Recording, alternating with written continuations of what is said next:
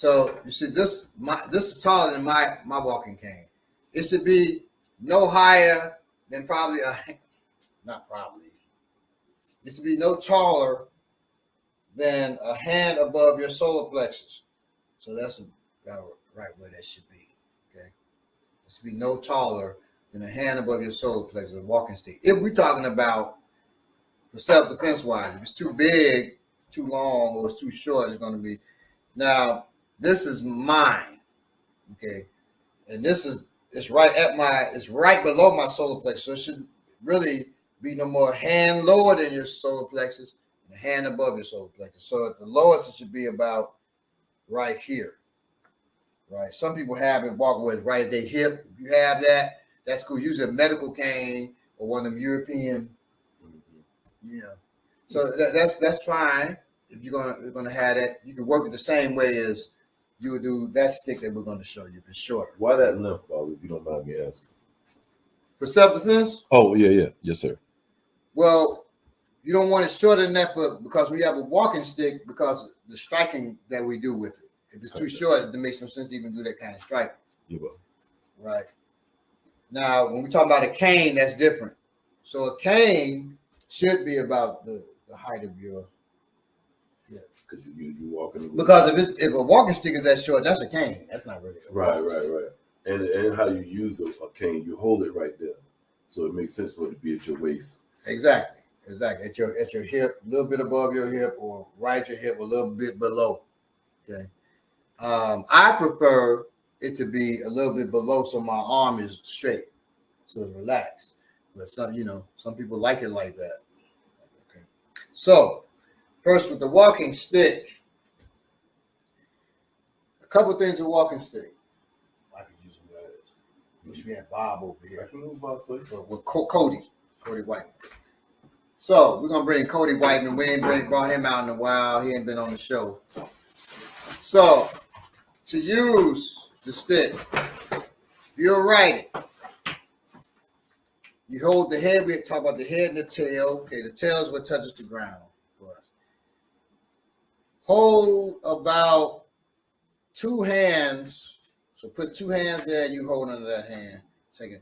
That's about where you want to hold the head. Do the same for the tail. I just know where to be at. If you're using somebody approaches you and he's being aggressive, you just bring that up. So, sir. Okay. And you step forward. Do not give backward energy because if he puts his hand on his hands, and I got my energy just here or moving back. He's got a lot of leverage from that. But if he puts his hand, I'm moving forward. See, now he has issue where I have the leverage on him, then I started using it on him, and he usually will let go because I'm cracking him upside his neck and head. Okay. So that's the first thing. Make sure you have a problem. Excuse me, sir. Excuse me, ma'am. What's the issue? Okay. Excuse me, sir. Excuse me, ma'am. What's the issue? Okay. That means I don't care what they call themselves. I'm defending myself. Okay. So we're gonna strike 2s and 3s and 8 angle. They can see here. Okay. Yeah. So hold it from here. If I hold it like that, palm up at the head, palm down at the tail. You don't want to hold it like this. That'd be weird. I got a stick I'm walking with, and I go like this. That would really be strange. And to go like that would also be strange to hold it like that. Okay. So no. That is 2 hands that are what we call positive. This 2 hands negative. No, it should be positive and negative. Positive at the head, negative at the tail. Okay. When I strike, I don't want to just keep my hand here and go, ha! Like that. Ha! You say my strike didn't have much power. It absolutely did. Because it should not strike like just this. Your hand should slide as you're pushing that towards them. It's still holding the tool, but it's sliding down. And the tail you bring to your side. Some people like to hit their side. I do not like to, because I hit hard and I don't want to hurt myself. Slide that out. See my hands up here? When I strike, see where my hands at now? So it was up here, it was up here, it slides down to here. Right? It can slide further. It can slide all the way to here if I wanted to, but I don't have to hit like that. And we showed this how to strike like this with heavier tools with the bat. That also adds a deception to that particular tool. Well, yes, there's a lot we can do with that. So if I hit here, boom, right? He goes to grab it. I can shorten it. I can shorten it from there. So I hit him, boom. He's reaching for it. I shorten it. Then I can shoot it right back out at him. Okay. So we're disappearing the stick from their grasp, right? So from here, hit. Use your hip to turn. If you, it doesn't matter if I have it on my foot forward or backwards, is better if you can have your right foot forward, but for some reason that you can't, if I'm a righty. If I'm a lefty, left foot forward, if I can. If I cannot, it's okay to have this foot forward, but I got to use that hip on the side I'm striking if at all possible. Okay, I use the hip to power what I'm doing. Okay, so we're going to do that side first. It's an angle coming down. Make sure you slide your hand. You don't have to start with something with this kind of weight. Start with something a little softer if your hand's not used to it. If you have a straight stick, get something else because that's going to burn your hand up. Yes, this is very useful, what he's talking about. That's real quick. So just so y'all know, I did not want to work with a stick when Baba first we're gonna be working with a stick this phase. I was like, man, a stick. I got the knife. I've been stabbing people. I got the double sword. I got this, that. I don't want to work with no stick. And then because I was ignorant. That's why so to me, it's just a stick. But what it turns out, well, first of all, the middle staff is what that's called. You're using that like a middle staff, big stick, whatever you want to call it. It's actually one of the most intelligent tools that you can use. We rate tools by well, I don't know. Wait a minute. How do we rate tools? Intelligence. So they do blunt trauma. Some tools do blunt trauma. Some slash and cut. Some, but they aren't intelligent.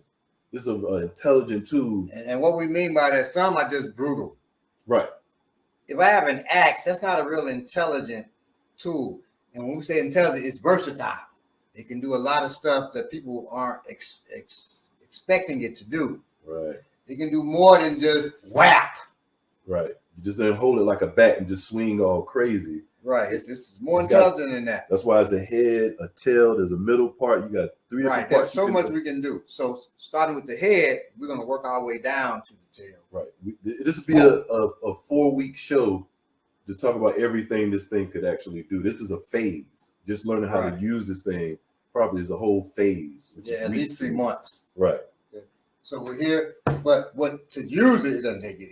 You're going to be able to use it today. Right. So slide your hand, boom, hit. Slide your hand, hit. If I want to do, so that's an angle, for us, that's an angle 2. If I want to hit with an angle 3, I push this straight and then come over. So it goes straight and then I push right past my opposite shoulder and strike. I still slide. I use my hip on that side now, on my left side to strike. So strike, strike, strike. Okay. Strike, strike, strike, strike. That's very heavy. Right, that hits heavy. Okay. Very heavy. I'm hitting to his neck, to his collarbone.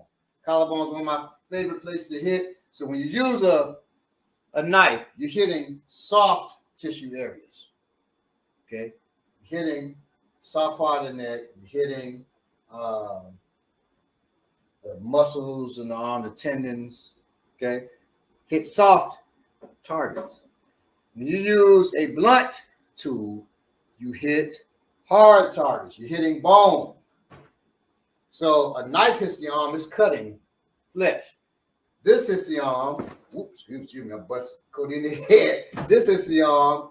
You're trying to break his arm. You're hitting the bone. Well, the same.